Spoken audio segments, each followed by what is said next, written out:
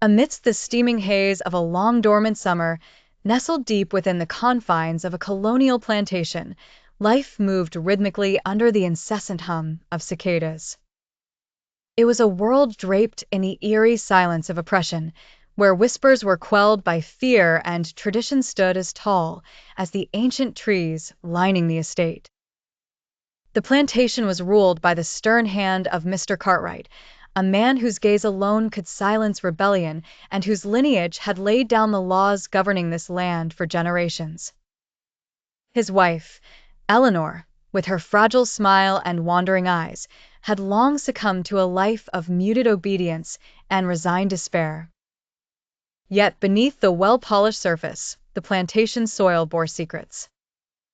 Deep within the labyrinth of the past, a story waited to be unearthed, a revelation powerful enough to shake the foundations upon which this empire stood. It was Ezekiel, a descendant of a long line of workers, who stumbled upon the first thread. An old journal, tucked away beneath creaky floorboards in a forgotten corner of the library, held the promise of forgotten truths. Initially, it seemed but a mere collection of mundane notes, perhaps a past owner's musings. But as Ezekiel deciphered the entries, the pieces of a treacherous puzzle came together. The revelation spoke of an orphan child, Molly, raised covertly under Mr. Cartwright's roof, not as labor, but as kin, a child wrongfully stripped of her identity.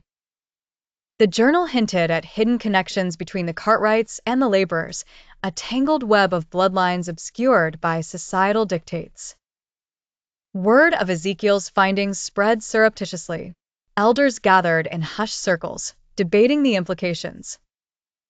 On a storm-laden afternoon, amidst the clashing thunder and crackling of bending branches, Mr. Cartwright convened an assembly. "We stand at a crossroads," he declared, voice unwavering. "The past has whispered its truths, and we are bound to listen. Our future, our dignity, hangs in the balance."